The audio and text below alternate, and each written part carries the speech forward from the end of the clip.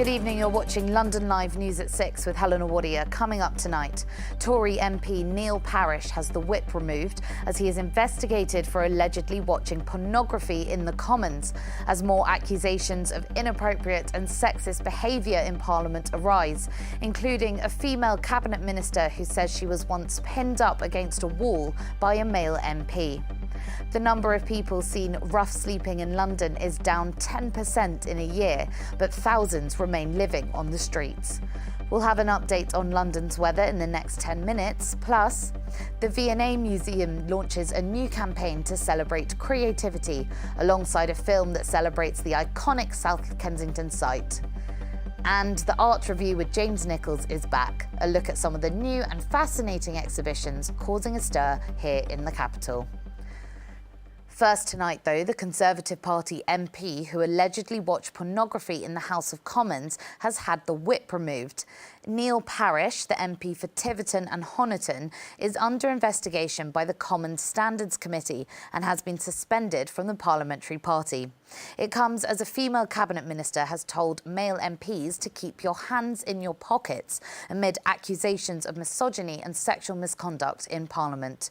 Tory MP Anne-Marie Trevelyan discusses what she believes is a culture of entitlement in Parliament, also stating she was once pinned up against a wall by a male MP. Well, we might describe it as wandering hands. It's not okay.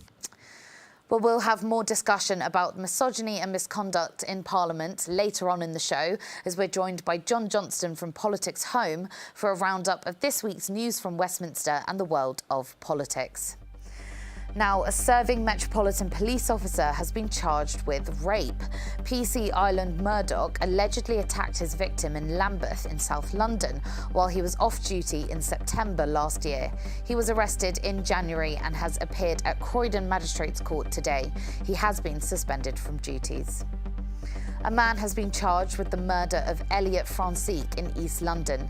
20-year-old Francique was found with stab wounds inside his home in Plaistow last week after a man forced his way into his house and attacked him. Despite paramedic efforts, he died at the scene. Menelik Campbell, also 20, from Dalston, has been charged with murder at Barkingside Magistrates Court today. A man who fatally stabbed a teenager in South London has been jailed. 16-year-old Damari Roy was attacked by Brian Wine as he cycled along Bensham Manor Road in Thornton Heath in July last year. The court heard how Wine was controlling of his ex-girlfriend, whom Roy was friends with. Wine has been jailed for a minimum of 28 years. Now, new figures from the Combined Homelessness and Information Network have found the number of rough sleepers seen on London streets has fallen by 10% this year, despite being in the midst of a cost of living crisis. Well, our reporter Hebe Campbell has more. Figures show 2,714 people were recorded as sleeping rough on the capital streets between January and March, according to new data. This is a 10% decrease on the total figure for January to March 2021 and down 8% from the number seen sleeping rough during the last 3 months of the year, despite the cost of living and rent going up throughout the country and especially in the capital. Now, it's not completely evident why the numbers have gone down so starkly. However, the number of people living on the streets could have been increased by national lockdowns and the pandemic last year. The chief exec of the homeless charity Crisis, Matt Downey, said despite this being great news, it's not the time to take their foot off the pedal. With rents rising across much of the country and the cost of living soaring for most, we know that budgets are being squeezed from all sides, and Downey said that this pressure is threatening to tip more and more people into homelessness over the coming months. A Department for Levelling Up Housing and Committees spokesperson said, "We're very pleased to see the reduction in rough sleepers across London, but there is still much more to do." Well, that was Hebe with that report on rough sleeping in the capital.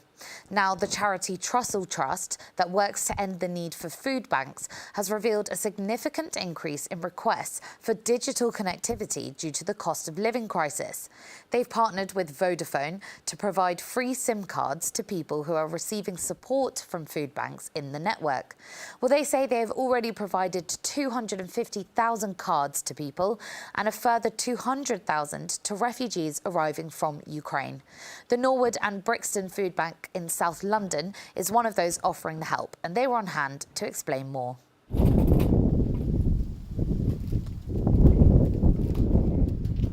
We know that people come to food banks because they don't have enough money to be able to afford the essentials. And so a cost of living crisis where you're seeing prices increase by, in some places, over 50%, are causing more and more people to come to food banks because they simply don't have enough money to be able to afford food, housing, personal hygiene items, and most importantly at the moment, utilities. So it's a real problem. Over 95% of people who come to food banks are actually experiencing destitution, so that is unable to afford essentials. One of our food bank managers said to me if there was one thing they could do, it would be to ensure that every person who came to a food bank had a smartphone that was enabled, that allowed them to stay connected, because that would make such a significant difference to people's ability to access essential services that they needed. And so part of our solution to ending the need for food banks is really destigmatising the sense that somehow or another being connected is an added bonus or a luxury. It's vital. We need to ensure that people have enough money to be able to afford the essentials, including staying connected.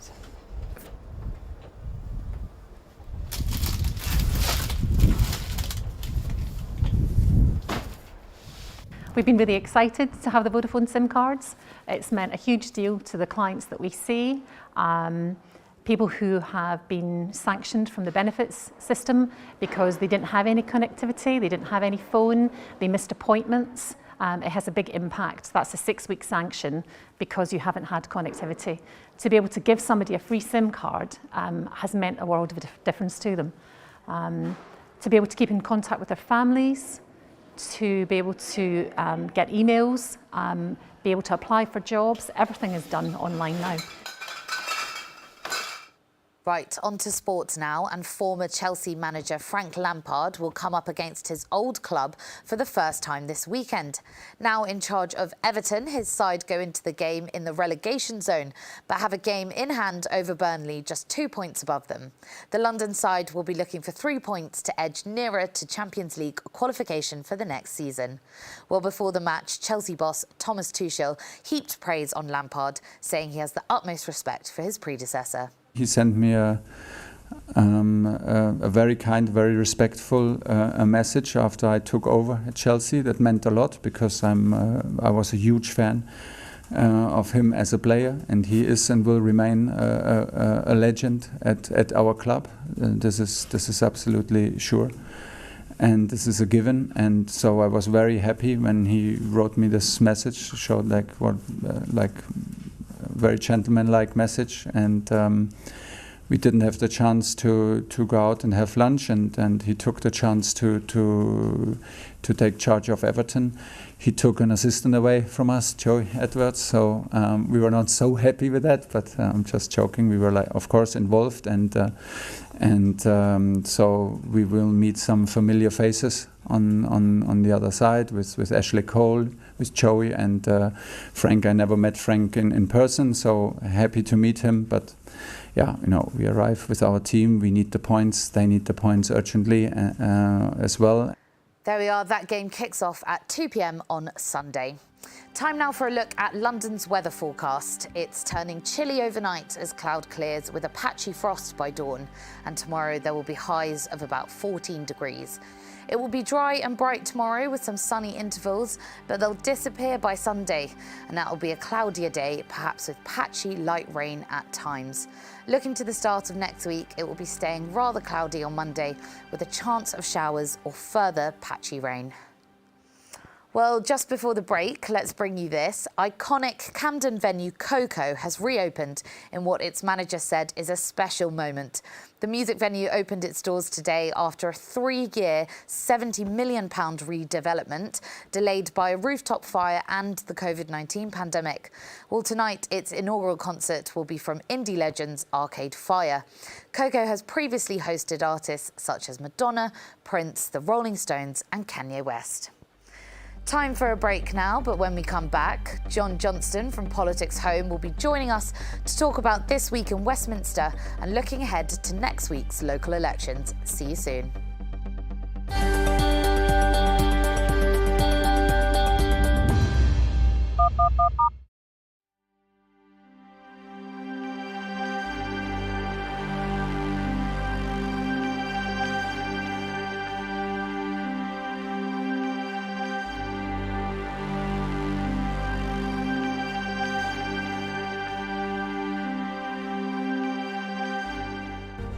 From breaking news to headline events, the latest trends and places to be. You can now keep up to date on daily life in London across London Live's social platforms. Start the day with an update on the travel and weather, and know what's on around the city and what's being seen by others. With stories from London Live's team of reporters and your videos of the news moments that matter. Minute by minute. That's London Live News on Twitter, Facebook, Instagram and more. Find us at London Live.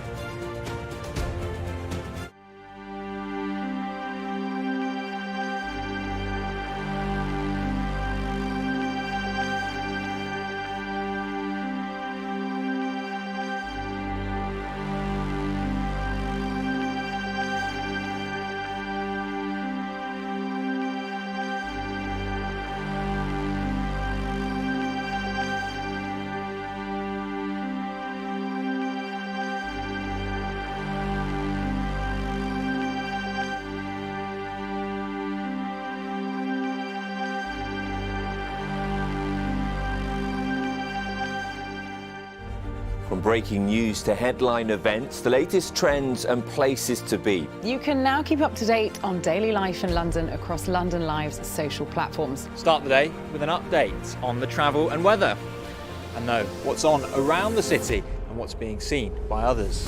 With stories from London Live's team of reporters and your videos of the news moments that matter. Minute by minute. That's London Live News on Twitter, Facebook, Instagram and more. Find us at London Live.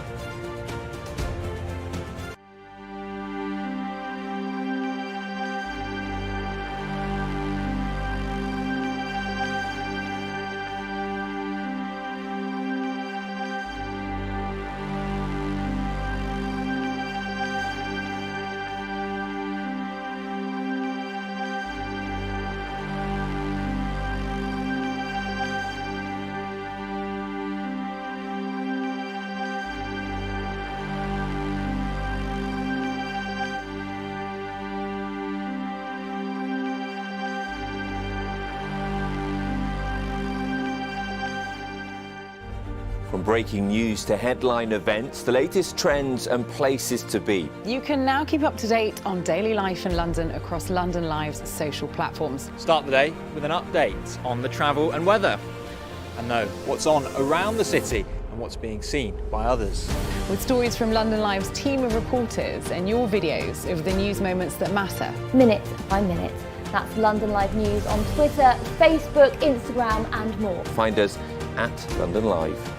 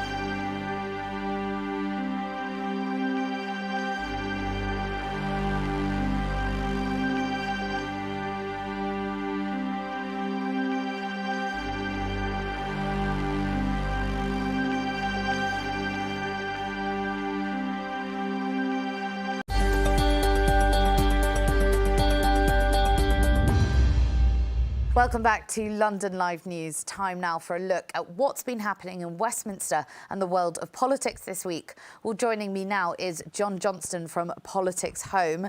John, thank you so much for being here. So talk about sexism in Westminster has really dominated this week. An article came out about Deputy Labour Party leader Angela Rayner. Just run us through what happened there. Yeah, as you said, this story came on Sunday where an allegation was made in the Mail on Sunday, quoting an anonymous Conservative MP who claimed that Angela Rayner had been uncrossing and crossing her legs during Commons debates as a means of distracting the Prime Minister. there was obviously a very strong response to this story and this as yet unnamed Conservative MP. Everybody from the Prime Minister down really criticising what they branded as misogynistic and sexist comments. Angela Rayner herself has come out and said the same thing, that there's an element of sexism, there's an element of class being brought into this, because the story also mentioned her background. But it's kind of triggered another wave of talk within Westminster about these issues. Absolutely. Well, it didn't really stop there over the week. Then we heard about a male MP alleged to have watched pornography in the House of Commons. And this story has really been dominating over the last few days. Yeah, quite an extraordinary allegation that supposedly came from a meeting of Conservative female MPs who gathered earlier this week. We believe Theresa May was in attendance, where they kind of brought up some of the examples of behaviour that had been happening in the Commons and around Parliament, making this clear to the Chief Whip, who's in charge of kind of party discipline, that they were unhappy and wanted action to be taken. We don't know who this MP is at the moment, but a number of ministers coming out saying that clearly this would be a sacking offence. But I think it builds into, as you say, a kind of narrative as alongside the Angela Rayner story, that there's still a lot of really inappropriate behaviour taking place within Westminster. We had the Pestminster scandal a few years ago, where a lot of this was aired, and now it seems like very little has actually changed, and some real tough calls now for the government and for the parliamentary authorities to be taking more action to crack down on this. Well, Labour leader Keir Starmer yesterday talked about a culture change that has to come from the top. Do you think that this sentiment is shared in Westminster?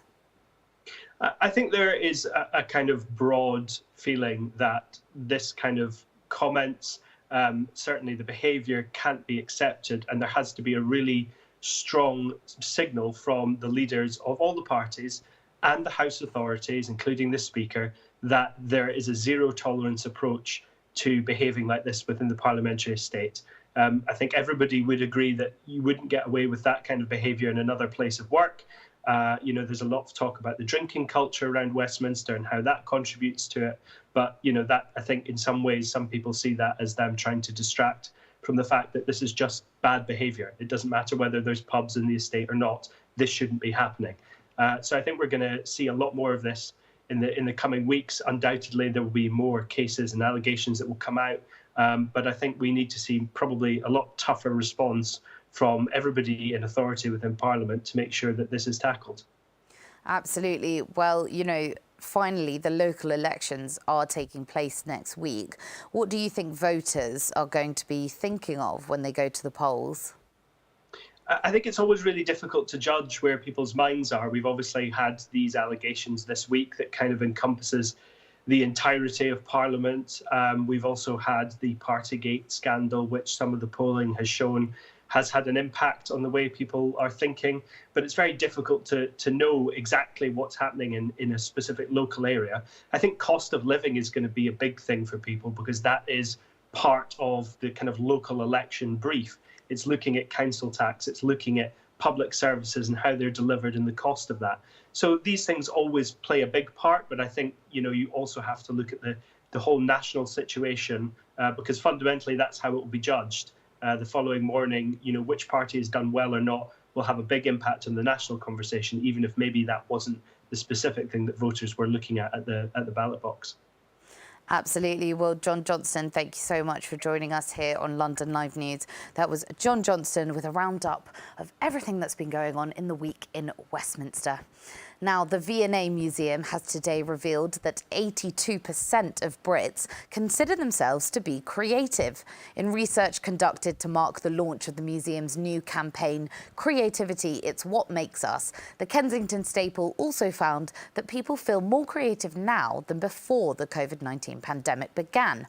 Well, I spoke to Philippa Simpson from the museum about the research, the future of the V&A and the release of a new film that celebrates the iconic South Kensington site.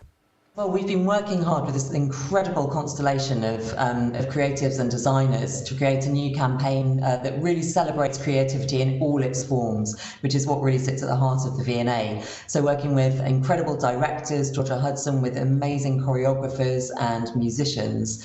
So it's looking across the whole gamut of sort of art, design, performance.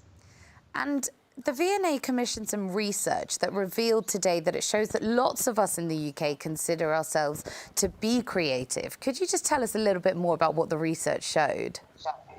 Yeah, that's absolutely right. It was really research conducted to understand a bit more about people's attitudes towards creativity, particularly during and after the pandemic.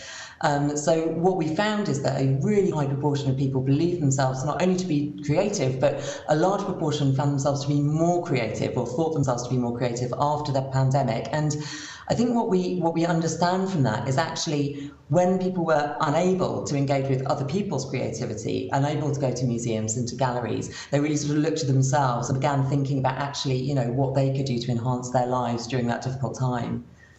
So it definitely seems that, you know, the pandemic was a huge shift for everyone, but it definitely seems that a lot of people actually did take some positives from it. Yeah, I think that's right, actually. And I think we all saw that play out. It's sort of, you know, unable to be with our friends and our families, actually found other communities around us. And people, you know, not only working in isolation, but kind of with their neighbours and, you know, people that they were able to interact with, really looking at new forms of expressing themselves. And it's really lovely that that feels as if it's, you know, kind of feeding through now into a sort of new way of living and being. And I think also people finding they want to make time for those activities, so not just squeeze them in, but really sort of, you know, prioritise them in their free time, which is lovely. Absolutely. And do you think that, you know, here in the UK, maybe we're a bit narrow-minded about what creativity means? That creativity is only, you know, painting, for example? I think it's a really good question, actually, and really important one, because, yeah, I think, and I wouldn't say it's just in the UK, actually. I think there's this sense that maybe creativity is just for some people, it's elite or it's, you know, it's exclusive. And actually, to my mind, you know, creativity is a way of thinking as much as doing something, painting, dancing, you know, making a pot. It's really, you know, even engaging with somebody else's act of creativity is a creative act in itself. You know, it's about opening your mind, seeing things from different perspectives, you know, learning new things. Science is creative problem solving. So I think thinking about it more expansively, we understand that actually it's something that's in everybody and for everybody, which is exactly what we wanted to celebrate actually in our campaign. Well, alongside the campaign, there's also been a film that's been released that celebrates the creativity of the V&A. Just tell us a little bit more about that and what people can see in the film. Yeah, well, this has been the most wonderful collaboration, I have to say, you know, and people have been incredibly generous with their time and with their ideas. It's a kind of a narrative about a mannequin within the museum coming to life at night and exploring all the different collections, so engaging with every single kind of aspect of what we do. So this is, you know, objects that span 5,000 years and pretty much every area of the globe, walking through our incredible spaces. And it is just a joyous kind of exploration, you know, journey of discovery, if you like, through the galleries.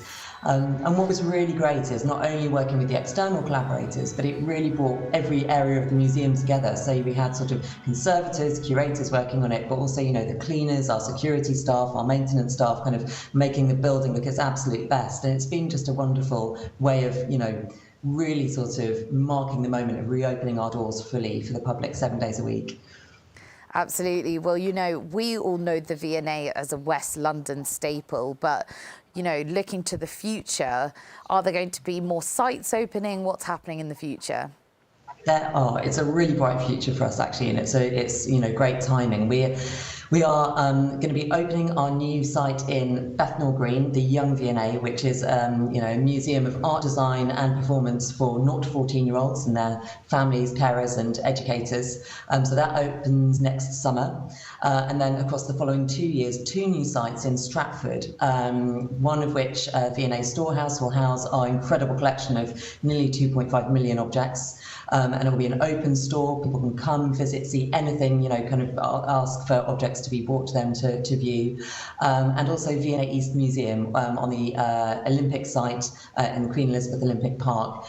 So a new museum looking at why we make and what's so important about creativity for our communities. Well, that was Philippa Simpson from the V&A, and you can watch their film Creativity, It's What Makes Us on the V&A's YouTube channel. You're watching London Live News with Helena Warrior. A reminder of our top story coming up after the break. Plus, a new original musical theatre show aims to challenge stereotypes of the LGBT community. We'll be hearing from the star of Love Is Only Love.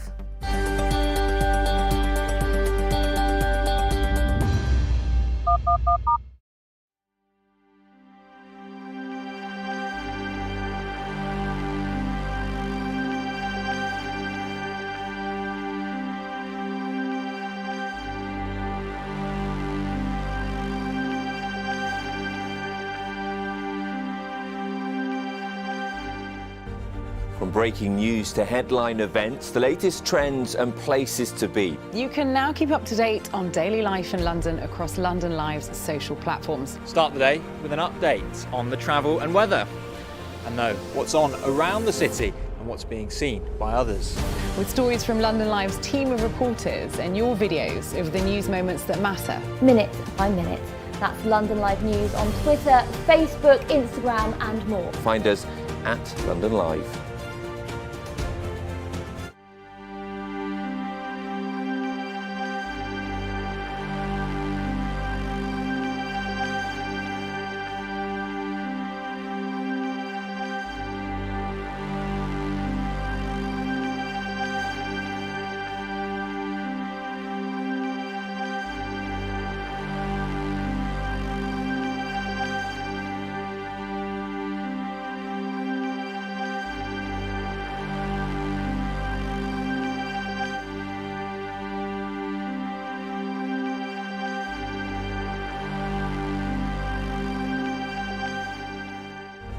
From breaking news to headline events, the latest trends and places to be. You can now keep up to date on daily life in London across London Live's social platforms. Start the day with an update on the travel and weather, and know what's on around the city and what's being seen by others.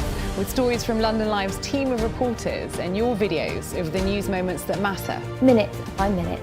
That's London Live News on Twitter, Facebook, Instagram and more. Find us at London Live.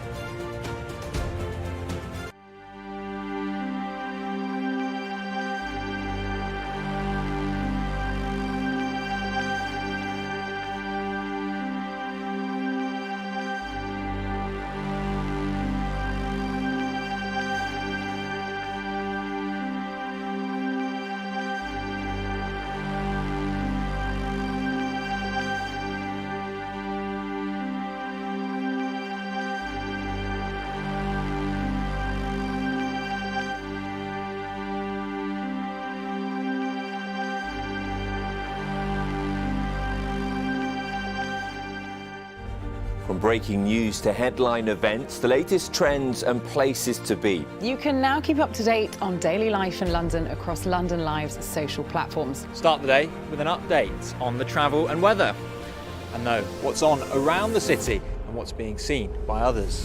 With stories from London Live's team of reporters and your videos of the news moments that matter. Minute by minute. That's London Live News on Twitter, Facebook, Instagram and more. Find us at London Live.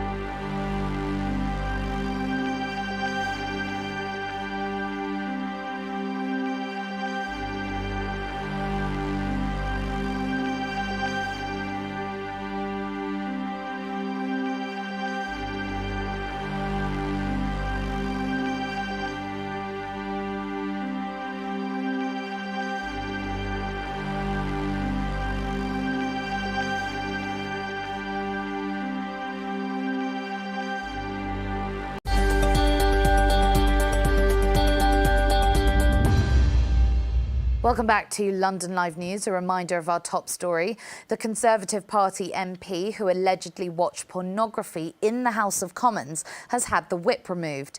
Neil Parish, the MP for Tiverton and Honiton, is under investigation by the Commons Standards Committee and has been suspended from the parliamentary party.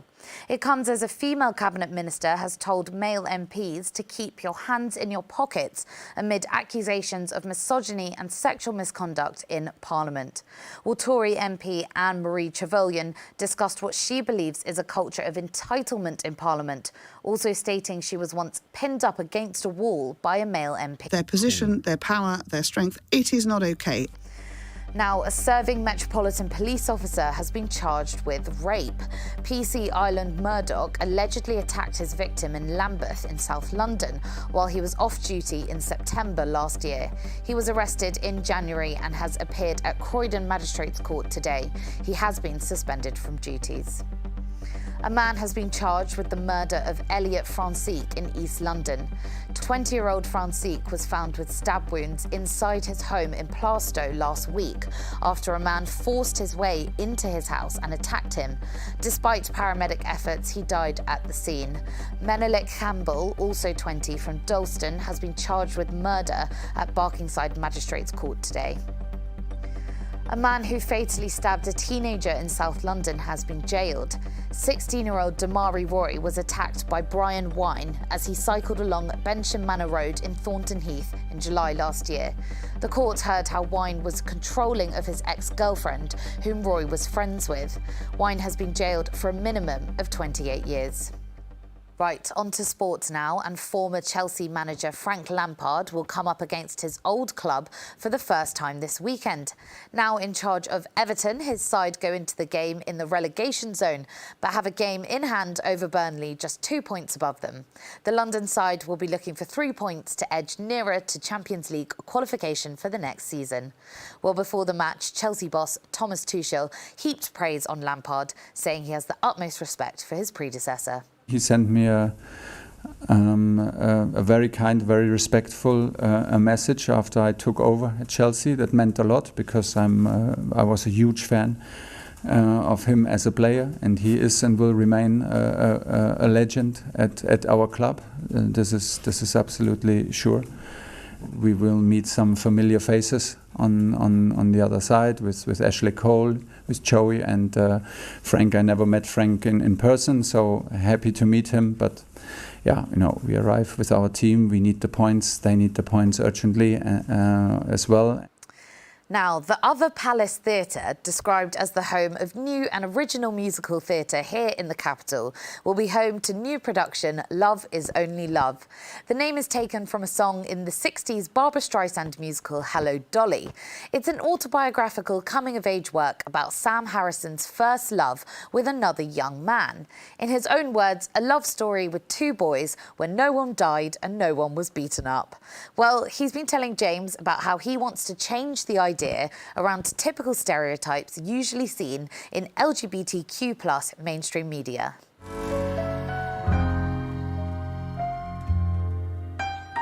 It's a story about a young boy who is falling in love with musicals and falling in love with other boys at the same time, and trying to reconcile what those two things might mean to him and how that might make sense to him when he's watching all these men and women dancing together and snogging each other on screen. How does that map onto how he's seeing his romantic life developing? And then the even longer version is it's all true, and it's my true story of me from the age of 6 to 13 and all the various people I had crushes on, and then finally my very first boyfriend when I was 13, and the kind of very true romantic love story that was our coming together. The title is the same name as the famous Barbra Streisand song. How did you use that to lift off? The musical that meant the most to me when I was little was Hello, Dolly, starring Barbra Streisand. And I think my dad first put it on in front of me when I was about 6. It then being on and being this explosion of colour and joy and music and romance. And I fell in love with it. I fell in love with her. and it kind of, and I genuinely watched it pretty much every weekend for about 3 years. It just, you know, we all have those films, don't we, where you just become obsessed as a child. It just happened that mine was almost 3 hours long, and and a bit of a flop as it turned out. But anyway, I loved it. And there is this beautiful song in the middle of it that she sings called "Love Is Only Love," and I wrote the play without a title, and quite a few of my friends were obsessed with, like, what is the title going to be? What are you going to call it? And I couldn't think of what it was about, but I knew, you know, what one of the major reasons for writing it was because I don't think there are enough romances which happen to be about men, and certainly not romantic comedies. You know, there's this kind of trope that one of us gets sick, or one of us dies, or one of us gets beaten up, and it's always in quite a tragic context, which are very real and very important stories. I'm not denying that, but I also think it's also nice to have some happy one. You know, straight people get Romeo and Juliet and they get Notting Hill, so I think, why don't we? I was trying to, you know, rebalance the scale. I kept thinking about Hello Dolly, and I just went, "Love is only love," this beautiful song that she sings, and that sentiment of love is only love. I mean, it's slightly uncanny how it matches that queer slogan of love is love. Love. Well, that's what it is. Love. Do you think things are changing in that respect in terms of theatre and films and television series? As you say, there doesn't have to be some sort of element of forbidden love. It's set in the, you know, 1900s, or it doesn't have to have some sort of tragedy, and it's just uplifting and nice, and it doesn't have to have all these classic things that separate LGBT plus dramas in the past from just a normal straight rom-com. Absolutely. The answer is yes. You know, I was really, because I wrote it in 2018, and a lot has changed since then. You know, and a lot has moved on since then, I'm really pleased to say. But there's also a long way to go, you know, and I think there's also sometimes a feeling, I think, amongst, well, it's not amongst the community, but it's something, often when you're in a minority, you're encouraged to compete within your own minority, as in there can only be one version of this or one version of that. And I think that's really problematic and really not useful.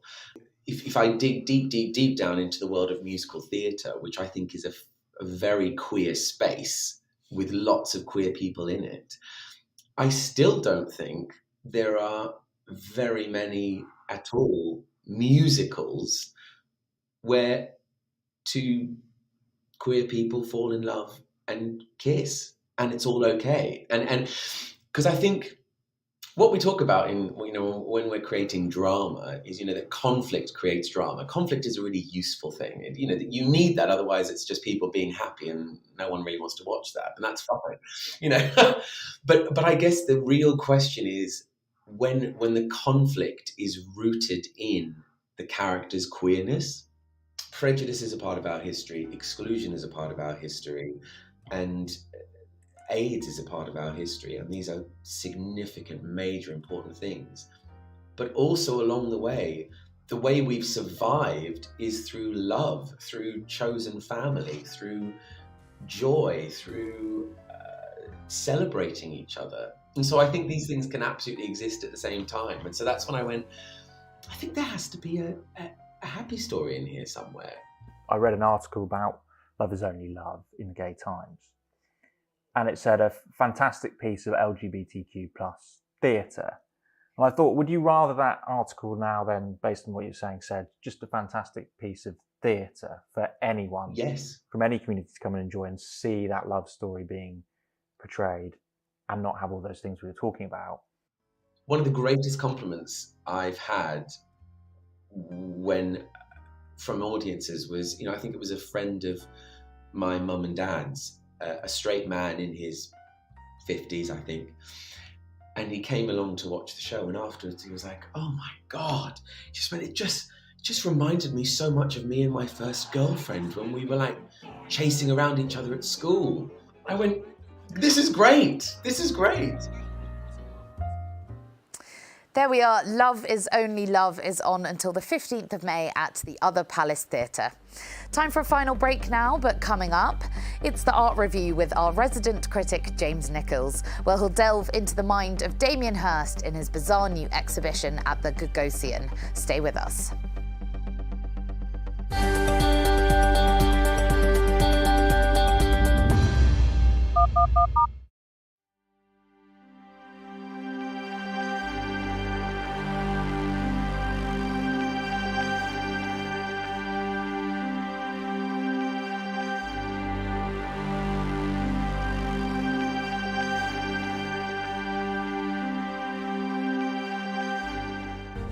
From breaking news to headline events, the latest trends and places to be. You can now keep up to date on daily life in London across London Live's social platforms. Start the day with an update on the travel and weather, and know what's on around the city and what's being seen by others.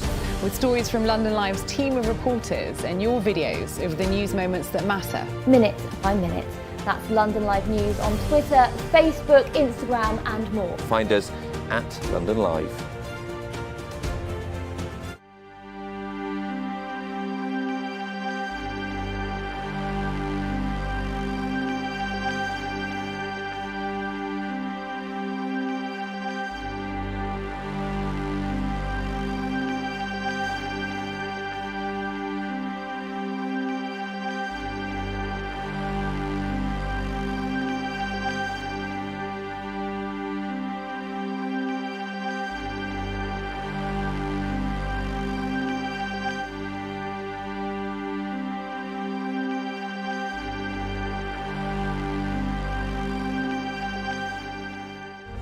From breaking news to headline events, the latest trends and places to be. You can now keep up to date on daily life in London across London Live's social platforms. Start the day with an update on the travel and weather, and know what's on around the city and what's being seen by others.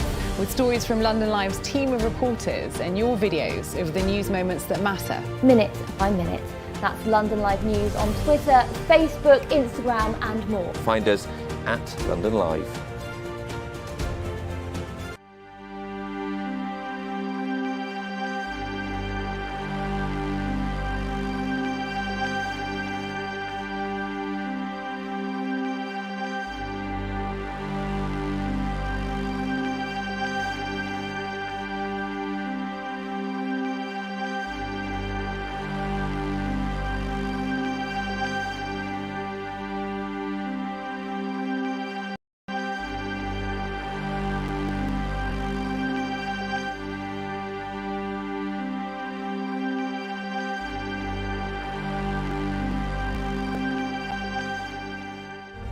From breaking news to headline events, the latest trends and places to be. You can now keep up to date on daily life in London across London Live's social platforms. Start the day with an update on the travel and weather, and know what's on around the city and what's being seen by others. With stories from London Live's team of reporters and your videos of the news moments that matter. Minute by minute. That's London Live News on Twitter, Facebook, Instagram and more. Find us at London Live.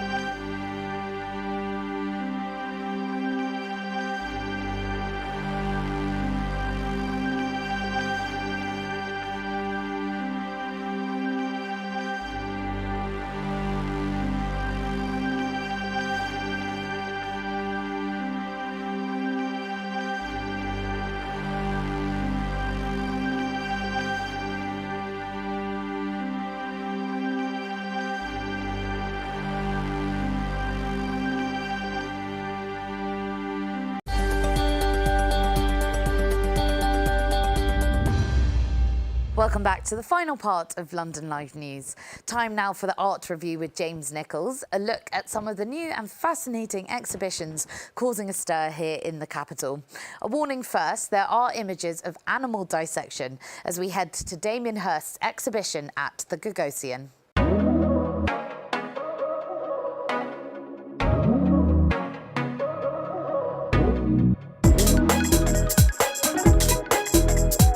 Hello and welcome to this edition of the Art Review.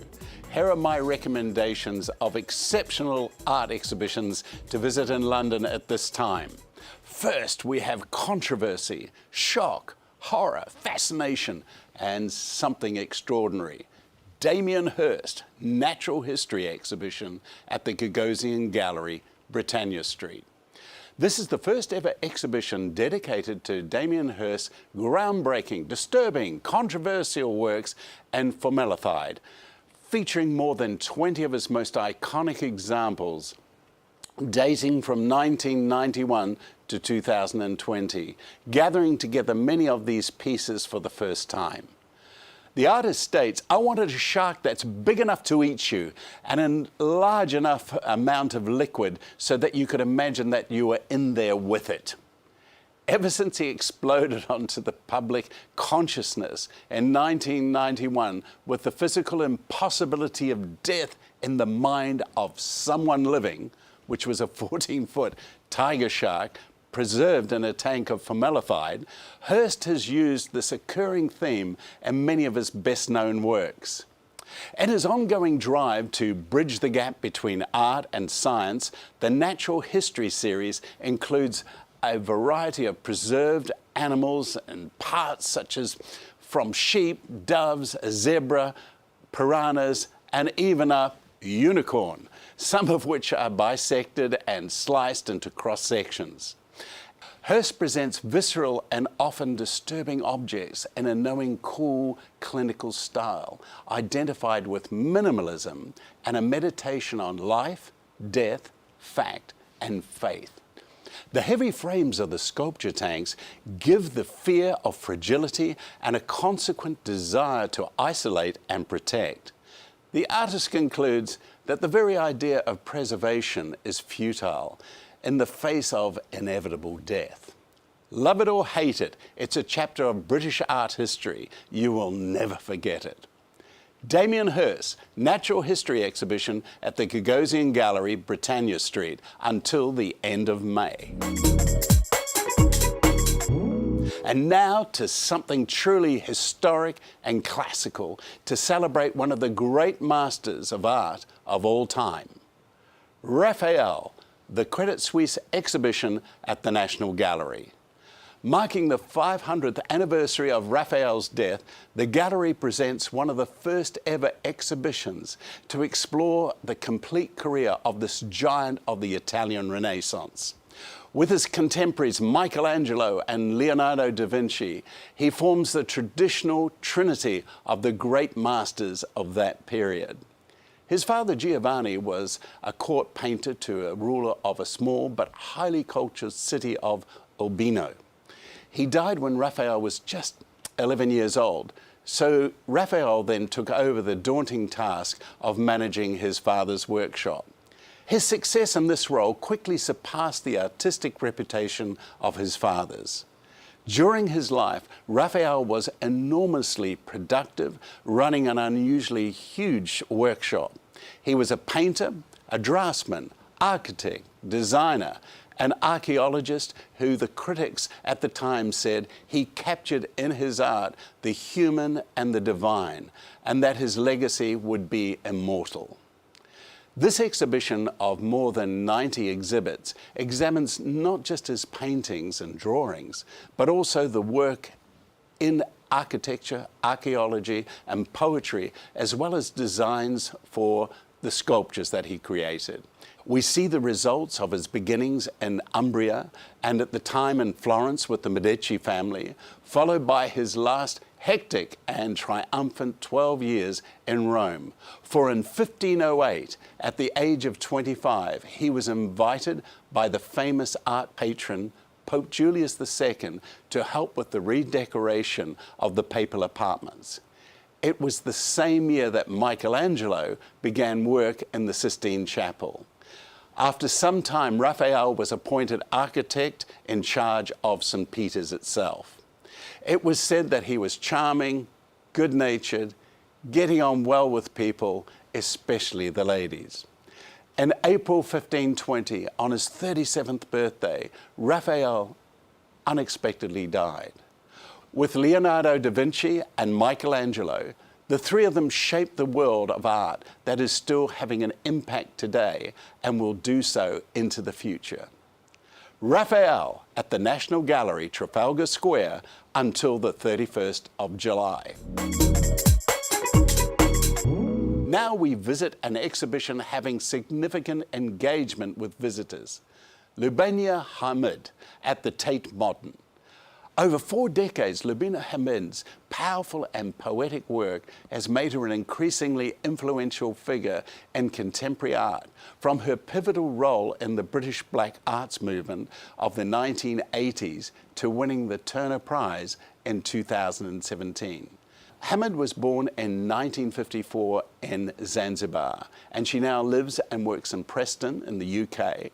The artist takes inspiration from her interest in opera and training in theatre design, and has created the show to unfold across a sequence of scenes.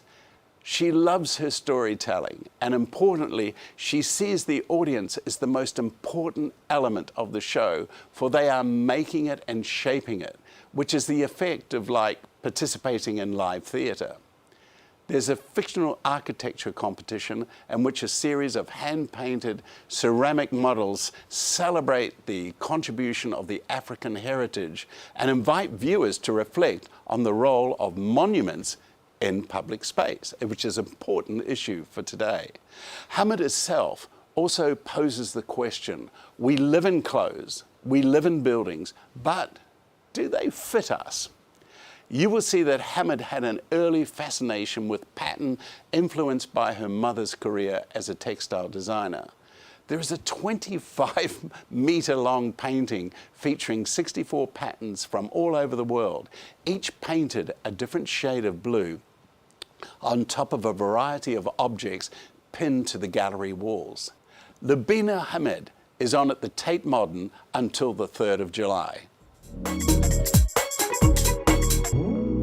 Now, for a mesmerizing reality exhibition, Wildlife Photographer of the Year 2021 is on at the Natural History Museum. There were over 50,000 entries from 95 countries. There is such drama of wildlife as you witness the stories of fighting, mating, dying, birth, battles, and daily survival. What a great show it is. The grand title winner is French underwater photographer Laurent Balestia. His creation image captures the camouflage of grouper fish exiting their milky cloud of eggs and sperm, which was taken in French Polynesia. 10-year-old Vidyam R. Hubba was awarded the Young Photographer of the Year award for his colourful image of a tent spider with a tuk-tuk passing in the background. Vidyam first featured in the competition when he was just 8 years old. But imagine the horror for Gil Winson, the winner of the Urban Wildlife section. When staying in Brazil, he noticed many tiny spiders in his room. So Gil looked around and then he looked under the bed, and there hiding was a Brazilian wandering spider, one of the most venomous and largest spiders in the world. Oh, you wouldn't like that. The winner of the Photojournalist Story Award is Brent Stilton, who profiles a rehabilitation centre for chimpanzees orphaned by the dreadful bushmeat trade. The Natural History Museum's Wildlife Photographer of the Year is on until the 5th of June. There we go, that was the art review with James Nichols. Time now for a final check on the weather. It's turning chilly overnight as cloud clears with patchy frost by dawn, with highs of about 14 degrees. It will be dry and bright tomorrow with some sunny intervals, but they'll disappear by Sunday, which is a cloudier day, perhaps with patchy light rain at times. Looking to the start of next week, it will be staying rather cloudy on Monday, with a chance of showers or further patchy rain. That's all we've got time for, but we'll be back tomorrow at 6 a.m. for London's Weekend, a roundup of what to do and see here in the capital. You can also follow us on social media at London Live. From all of us here, have a lovely evening.